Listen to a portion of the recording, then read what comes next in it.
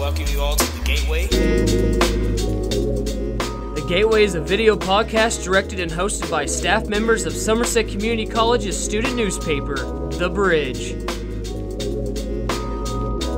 This is The Gateway. Hello, SEC, and welcome back to The Gateway. I'm your host, Eli Parker. Miguel Sanabria. Michaela Scott. This is Lori Abbott. Yes. She doesn't have a voice right now, so you have to excuse her. And I'm Jeff Harris. I'm an advisor for The Bridge and The Gateway. And today we are here for our, academic year wrap-up. So we've had a good year with The Bridge, a very productive year. Of course, we've had our 3 monthly issues, as usual. And we've also had a big year for The Gateway. The Gateway is still relatively new. It only goes back 2 or 3 years, I think. And so I'm sure this is a record by far, but this academic year we've done 13 episodes of The Gateway. So we're very proud of that and kind of surprised when I went through and counted them up. I was a bit stunned. I thought, in fact, the other day when we were talking to our last guest, Kimberly Land, I think I mentioned that she asked how many we'd had. I think I said 10, 11. And I thought at the time I might be exaggerating a little bit. Maybe it's more like 7 or 8. So when I saw it was 13, that's just. So how do you guys feel about having done that? Are you surprised at that number? I am. I'm a little surprised at the number. It doesn't feel like we've done that many. I guess just because, we've had such a good time doing it, and it doesn't feel like work. Right. I guess it's fun, and so 13 did kind of. That was a surprising number, but looking back, I guess it makes sense. So you're implying that the newspaper part, the reporter part, that's not fun at all. Well, no. This is the fun. No, not saying that, but it wasn't as, I guess, strenuous on my brain to do the podcast as opposed to doing the newspaper. It is a lot more. I mean, not that there's not planning. I mean, maybe y'all could talk a little bit about what you do to prepare for one. But there is a lot of in the moment, just having a conversation with somebody. And Miguel, as our managing editor, I know you wanted to. That was one of your stated goals coming into the year was to do more with the Gateway. Is this what you had in mind, or is this surprise even you? Definitely surprised me, but definitely also what I asked for, and I had no doubt that we could do it. Just because from the beginning. As our journey here started off, none of us thought we could do what we have done, and I've been very pleased and surprised by the staff as a whole, with even our volunteer here, Lori, helping us out. Being an integral part. She just came right in, and came part of the team, part of the family. So it was everything I envisioned and even a little more. So awesome. Let me say, for those who don't know, the core staff of the Bridge are in a class of ECP 255. It's a special topics class. Newspaper production is its usual title. There are other titles it goes by, but it's the students in that class, as part of their requirements for the course, write the paper. They put the paper together, the newspaper, the Bridge, monthly.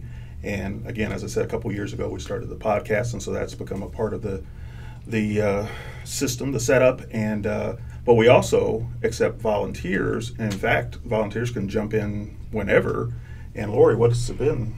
Maybe a month, 2 months? A month and a half. A month and a half that she's been involved, and as Miguel says, she's just kind of fit right in and done well. But our host of the podcast, this has been, and this was a neat idea. I don't know whose idea it was. You might take credit for it, to have a sort of primary host for the Gateway. I think that was really a big advance. Not gonna lie, I didn't come up with that, and I didn't hear. It just kind of happened. Yeah. Miguel, he would refer to me as the voice, so I guess I just stepped into that. And I'm gonna go against the crowd here and saying I wasn't too surprised because, like Miguel, I came in with goals in mind for the podcast, and as soon as we did that interview with Julia, we just hit the ground running from there. And I have been surprised, though, just seeing how much it's grown with who we've talked to and all the feedback we've gotten from it. I say it's really blown up within this past year, especially just recovering from COVID as well, because you all had to kind of cancel the podcast for a bit, didn't you? Yes, it slowed down a lot. Yeah, I think we managed to get a couple in, but it was weird with and of course you guys start off with masks. Yeah, and, that was what's it been? It's not been that long. How long has it been now that we've been master? Is it the day after you? Yeah. Because Lori, actually, you started as a guest on the pod. So what's it been like being on? Because you guys haven't done that, right? You haven't been on both sides of it, guest and host. So what's that? If you can speak to that or sign to that. It's been very entertaining. Getting to go from interviewee to interviewer and sort of getting to look behind the curtain. Mm-hmm. That's good. That's a good answer. We couldn't hear it, but it's good. We'll put captions with you. But any negatives that come with the podcast? I mean, things that have been harder than you thought, or things that need to be improved, or how would you sort of assess the quality? Did they get better as they went along through the 13, or?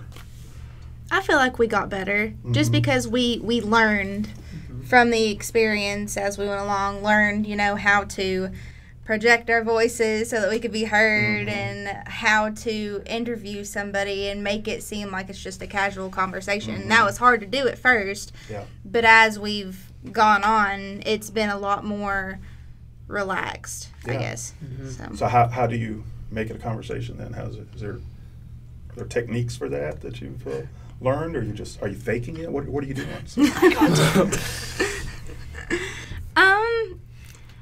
I think that's just kind of a learned thing too, just something that comes easier the longer that you do it. I've not really some more relaxation and confidence. Just becoming more confident with your audience and with your interviewees and stuff like that. So just there's a little preparation too, though, right? Oh yeah, That's that's been a hard thing to learn too, because you need prep for this. It's like, sure, you want it to be a conversation, but you just can't go into it and be like, oh, let's talk about this and this. No, we kind of need something to help guide the conversation, Yeah, like just in the last one. You had to lean in. I'm sorry. In the last one, I forget who it was, but they messaged the group chat asking if we had questions ready. And we were all in like one Google Doc working together. Yeah, it's. I like that. I guess even real conversations, though, when they become really good conversations, they don't start out that. I mean, it starts off with, you warm up and small talk. Because a conversation can go anywhere, but with these episodes, you try to have a theme going, and so it's important to guide that, to keep that common theme in there. Right. Miguel, how about the newspaper? How have you been satisfied with? Because it's been a pretty interesting year as far as the newspaper goes, too. It definitely has, simply because, I mean, you learn a whole new meaning to the word deadline in journalism. And, I think I have to go back to the whole team effort because, I mean, without that, I really don't see how we could have done it. Everyone came to the table with their own set of skills.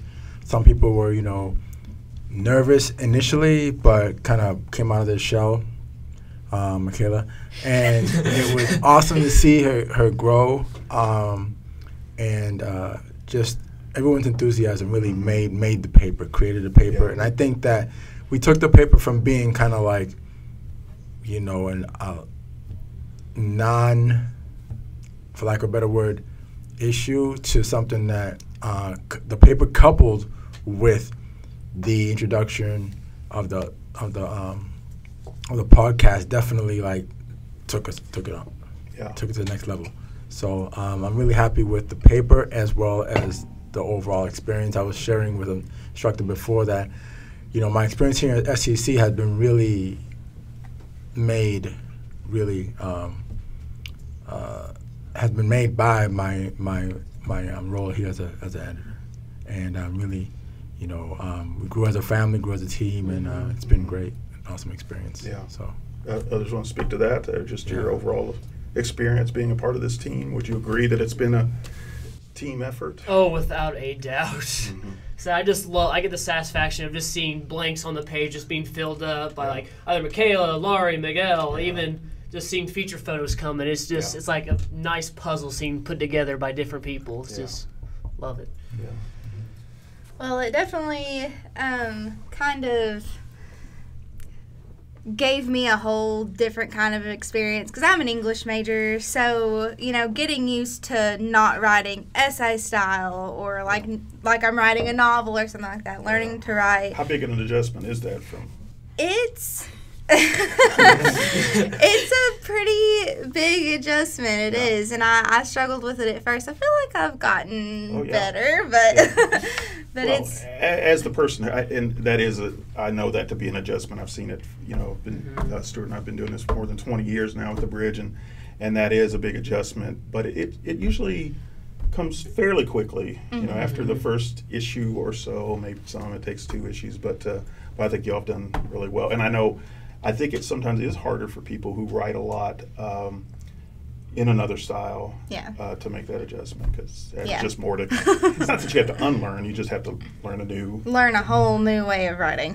Yeah. Don't scare people. but it's rewarding. Yeah. It's rewarding in a different way, and it really broadens not just your writing skills, but like your people skills, because you have to like go up to these people that you don't know personally and ask them questions. And I, like Miguel said, I was so in my shell and just in my little bubble, and like coming to class for the bridge, that's the only face-to-face class I've had at SCC. So like having to be there with people whenever I've been used to being in my house. It's a different experience, but it's been a very, very rewarding experience. So you feel like you've learned a lot that you'll carry with you as far as that people skill stuff. That's good. Definitely. You guys, same with you. I mean, Eli, I know you're a lot more outgoing and comfortable with people. Has this been a...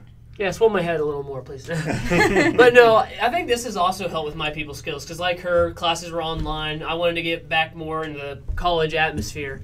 And I would even say by joining the bridge, I've gotten much closer with the college community because we bring them on here, members, and talk to them. And we go out, we find stories, and just find out what's going on around the campus. So it's just like you're growing closer to a community through this. I want to run with that and also go back to something Miguel said. You mentioned the first podcast we did for the academic year that was with Julia Cherison, the new fine arts, then brand new fine arts coordinator at SEC. And that was, bringing in somebody that, you were interested in because you're involved in theater, and so that had sort of a special connection for you, but also introduced others who might have an interest in that to say, here's the person you go to, here's what she has in mind. And then we have things in the paper, with the theater program, films, the film festival, and so forth. And that sort of thing you were talking about, how the podcast, I think, previous staffs have done great with the paper, great with the podcast, but it has been a learning experience. And I think this semester, putting them together, like you were saying, that's been, probably the biggest accomplishment, I guess part of your legacy, if you want to call it that you guys have done that.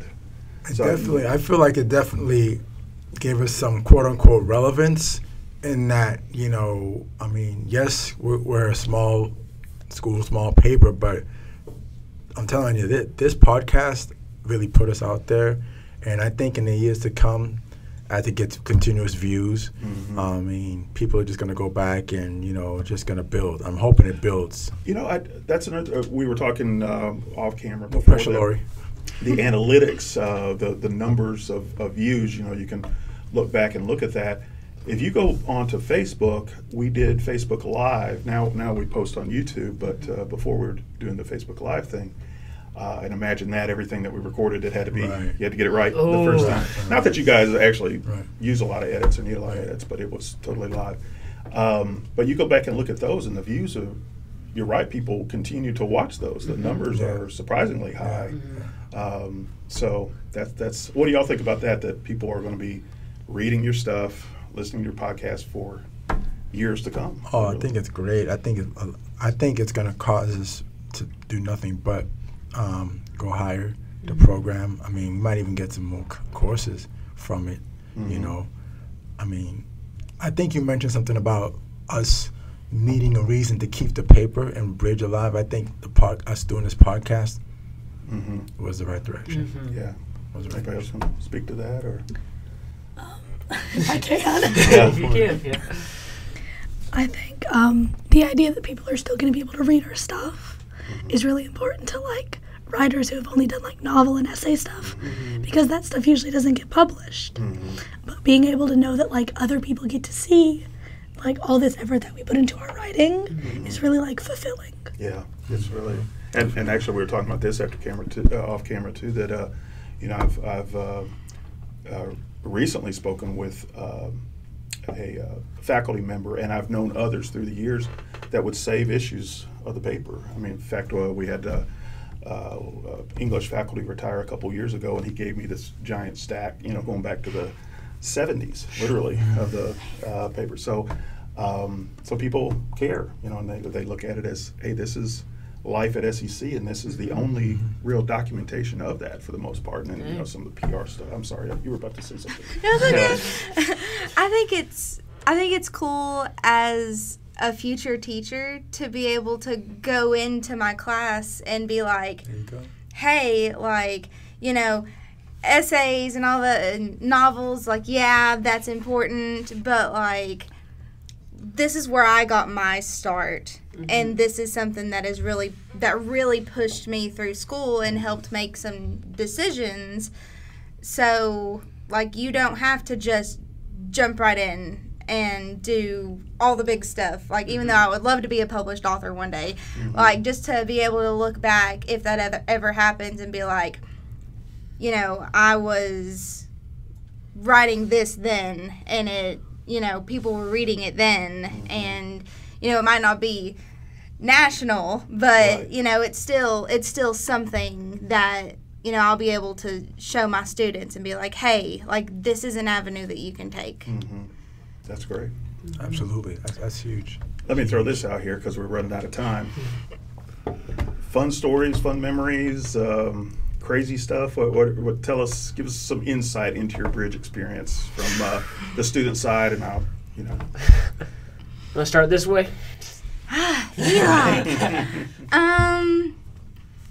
The April Fool's issue was so much fun. It was. And that was really the one that I think kind of, because I did a lot for that issue. So I think that one was just so much fun because we were able to take, you know, real students and real faculty and still include them into it and still make those relationships, but also have fun with it in the same aspect. Like, it's like writing, it felt like writing for like the National Enquirer, but in a fun way. That's kind of cool. You took that journalistic style you'd learned and took it into the creative realm that you were more used to. That had to be neat. That was a lot of fun. I definitely enjoyed that. Others? Don't look at me, you're next in line. I can't really think of anything. I just enjoyed the whole experience. You know, we had a thought about, you know, even outside the paper, just hanging out and stuff, and we did that, you know, and we've something as small as like I think whoever's idea was to just start a small chat, you know, for us to remind ourselves about upcoming events or assignments, stuff like that, via text. You know, we make fun, you know, we have fun doing those things, and we pretty much just plan everything from there, and it's really grown tight knit, and I really appreciate that. Yeah. I just love how far the bridge has gotten me, because I think it unlocked a newfound passion in me for journalistic writing. Because I went from just writing for this school paper, and now I'm a freelance writer for Somerset's Commonwealth Journal, and so it just shows how far you can come just from taking the class. And I remember when I did my first article, and PR here was like, "Oh, we'll send it to Wayne County; they'll publish it." And I was like, "Dang, I wonder how far I can get with this." And here I am. I get to like outside of the college, I get to talk to business owners, just random people on the street. Just last Saturday, I'm doing a piece on hiking at PC Park, and I went out there and I would just talk to random people on the trails, and all was like super nice. It was a really fun trip just doing that, and I just think you can get a lot out of this class than just learning how to write and learning how to do this. You can just see a lot of opportunities open up for you with it. Absolutely. And you're selling yourself short, actually. I mean, you're writing for the Commonwealth Journal, but multiple publications that are put out by the college. You've been in what, 3, 4 different? Yeah, I did a thing for the Chamber of Commerce, their magazine SC Southeastern Kentucky, and right now they're doing one for Discover magazine that I'm helping with. So Yeah. just a few. And Lori's done some freelance writing for the local Humane Society that kind of came. Those go in the Commonwealth too. Yeah, they're They going do. to Commonwealth too. And I just, again, a lot of cool opportunities. Final question then. Well, maybe one more will slip in. But off camera, we have Stuart Simpson, the other co-advisor for the student newspaper. Any good Stuart stories or anecdotes or complaints or? Eli, you start this time. Start this. Oh, yes. Oh, boy. He's going to kill me and Laurie Go for for it, do this. it. I wish we Do would it, have got a do video. it, do it. But whenever we Oh went my to the gosh. Laurel campus do it. for the big celebration thing that they were having. open house, yeah. Yeah, open house. That's the word. Open house, yeah. I wish we would have got this video of Stuart dancing. He's getting his groove on.